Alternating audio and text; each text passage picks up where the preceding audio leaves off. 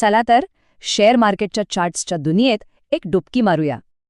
हे चार्ट्स बघून खूप जण गोंधळतात, पण काळजी करू नका, हे खूप सोपं आहे.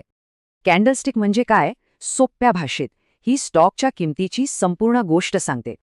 तुम्हाला माहितीये, याचं मूळ आहे थेट 18व्या शतकातल्या जपानमध्ये. प्रत्येक कॅन्डलस्टिकचे 2 मुख्य भाग असतात. सुरुवात करूया बॉडीपासून. हा जो मधला जाड भाग आहे ना, तो ओपनिंग आणि क्लोजिंग प्राइसमधला फरक दाखवतो. आता रंग, सर्वात महत्वाचा.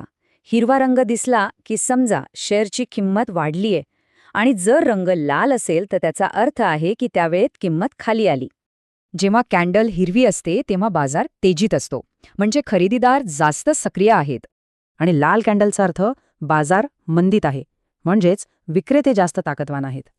बरं, आता बॉडीच्या वर आणि खाली दिसणाऱ्या त्या बारीक रेषांकडे वळूया. या रेषांना विक म्हणतात. या त्या दिवसाचा हाय आणि लो पॉइंट दाखवतात. पण मग प्रश्न येतो की ट्रेडर्ससाठी हे कॅन्डलस्टिक्स इतके महत्त्वाचे का आहेत? कारण ह्याच्यामुळे मार्केटचा ट्रेंड, म्हणजे त्याची दिशा आणि वेग लगेच कळतो. आणि म्हणूनच स्टॉक कधी घ्यायचा आणि कधी विकायचा हे ठरवणं सोपं जातं.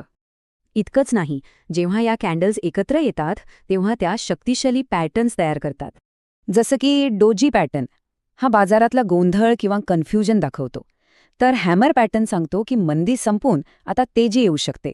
थोडक्यात हे पॅटर्न्स आपल्याला पुढे काय होऊ शकतं याचे इशारे देतात. तर आता तुम्हाला बेसिक गोष्टी कळल्या आहेत. चार्ट्स समजण्याच्या प्रवासातली ही फक्त पहिली पायरी आहे. Learn stock market. Like, subscribe, click the bell icon. GRY Gurukul Stock Market Training Institute. Learn, trade, grow.